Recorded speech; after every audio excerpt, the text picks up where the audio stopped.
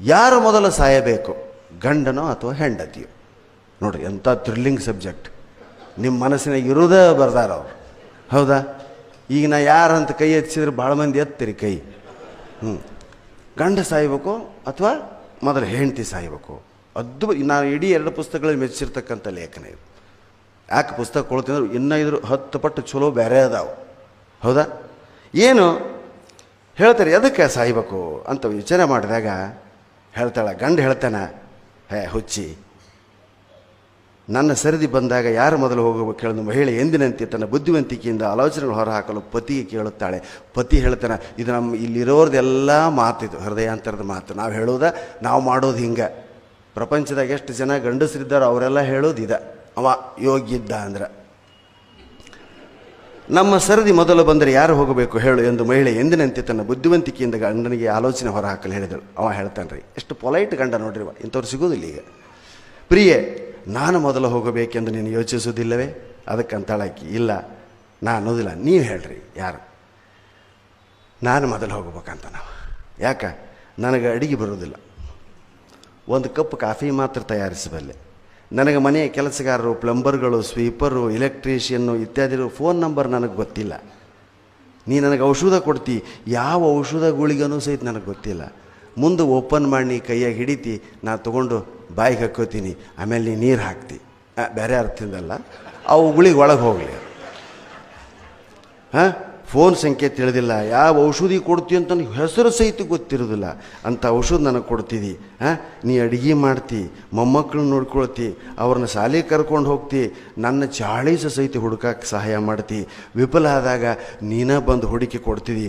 ಎಷ್ಟೋ ಸಲ ಹಣಿ ಮ್ಯಾಗ ಇಟ್ಕೊಂಡು ಹುಡುಕ್ತಿರ್ತೀನಿ ನಾನು. ಅಂಥದ್ದು ಕೆಳಗಿಳಿಸಿ ಇಲ್ಲೇ ಐತೆ ಅಂತ ಹೇಳ್ತೀವಿ.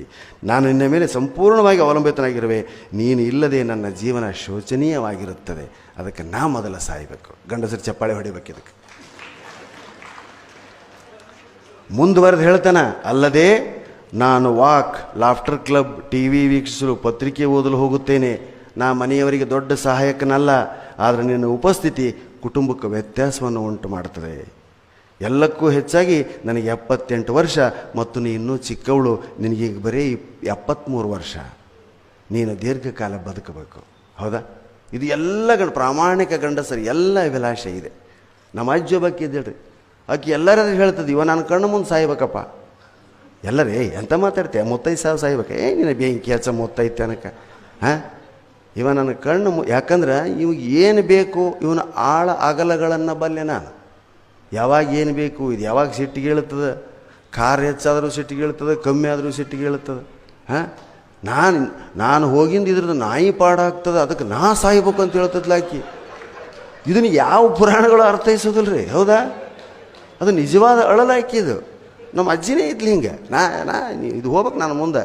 ಇದು ಮುಂಜಾನೆ ಹೋದ್ರೆ ನಾನು ಸಂಜೆಗೆ ಹೋದ್ರೂ ನಾನು ಚಿಂತೆ ಮಾಡೋದಿಲ್ಲ. ಇದನ್ನ ಇನ್ನೊಬ್ಬರು ಕೈಯಾಗಿ ಒಪ್ಪಿಸಿ ಹೋಗೋದಿಲ್ಲ ನಾನು ಅಂತಿದ್ಲು. ಎಂಥ ಮಾತ್ರ ಇದು. ಅದೇನು ರೋಷಕ್ಕಂತಿದ್ಲು, ಅಭಿಮಾನಕ್ಕಂತಿದ್ಲು, ಅದು ಎರಡನೇ ವಿಷಯ.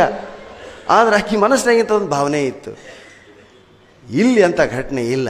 ಆದರೆ ಇಲ್ಲಿ ಹೆಣ್ಣು ಅಂತ ಉತ್ತರ ಕೊಡ್ತಾಳೆ ನೋಡ್ರಿ. ಗಂಡನ ಈ ಮಾತುಗಳನ್ನು ಹೆಂಡತಿ ಶಾಂತಚಿತ್ತಳಾಗಿ ಆಲಿಸಿದ ಬಳಿಕ, ನೀವು ಹೇಳಿದನ್ನೆಲ್ಲ ಮುಗಿಸಿದ್ದೀರಾ ಎಂದು ತನ್ನ ಗಂಡನನ್ನು ಕೇಳುತ್ತಾಳೆ. ಪತಿ, ಹೌದು, ಈಗ ನಿನ್ನ ವಿಚಾರಗಳನ್ನು ಹೇಳು ಎನ್ನುತ್ತಾನೆ. ಯಾಕೆ ಹೇಳ್ತಾಳೆ, ನಿಮ್ಮ ಮಾತುಗಳಿಗೆ ಒಪ್ಪಿಗಿದೆ, ಆದರೆ ಅವೆಲ್ಲವೂ ತುಂಬ ಚಿಕ್ಕದಾಗಿದೆ. ನೀವು ಪ್ರಮುಖ ಅಂಶಗಳನ್ನೇ ನೋಡಿಲ್ಲ. ಹೇಳ್ತಾಳೆ, ಏನು ನೋಡಿ, ನೀವು ಯಾವುದೇ ದೊಡ್ಡ ಕಾಯಿಲೆಗಳಿದೆ ಆರೋಗ್ಯವಾಗಿದ್ದೀರಿ. ನಿಮಗಿರೋ ಕಾಯಿಲೆ ಒಂದೇ ಕಾಯಿಲೆ ಅಂದರೆ ಅದು ಮರೆವು. ಅದು ನನಗೂ ಇದೆ. ನನಗೆ ಮಧುಮೇಹ, ಅಧಿಕ ರಕ್ತದಳ ಮತ್ತು ಸಂಧಿವಾತವಿದೆ. ನಾನು ಖಂಡಿತವಾಗಿಯೂ ಕುಟುಂಬಕ್ಕೆ ಹೊರೆಯಾಗಿದ್ದೇನೆ. ನೀವು ನನ್ನನ್ನು ವೈದ್ಯರ ಬಳಿಗೆ ಒಯ್ಯುತ್ತೀರಿ, ಪ್ರಯೋಗಾಲಯ, ಔಷಧಗಳನ್ನು ತಂದು ನನ್ನನ್ನು ನೋಡಿಕೊಳ್ಳುತ್ತಿದ್ದೀರಿ. ನನಗೆ ಗೊತ್ತಿಲ್ಲದ ಹಣಕಾಸು, ಬ್ಯಾಂಕಿಂಗ್ ಕೆಲಸ ಇತ್ಯಾದಿಗಳನ್ನು ಸಹ ನೀವೇ ನೋಡಿಕೊಳ್ಳುತ್ತೀರಿ. ನಾನು ಹೋದರೆ ನೀವು ನನ್ನ ಮೇಲೆ ವಹಿಸುತ್ತಿರುವ ಸಮಯದ ಅರ್ಧದಷ್ಟು ಉಳಿತಾಯವಾಗುತ್ತದೆ.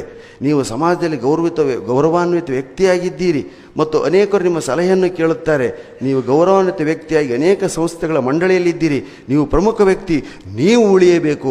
ನಾನು ಉಳಿದರೆ ಬರೀ ಅಡಿಗೆ ಮನೆಗೆ ಸೀಮಿತ, ನೀವು ಉಳಿದರೆ ಇಡೀ ಸಮಾಜಕ್ಕೆ ಸೀಮಿತರಾಗ್ತೀರಿ. ಹೌದಾ ಸ್ನೇಹಿತರೆ?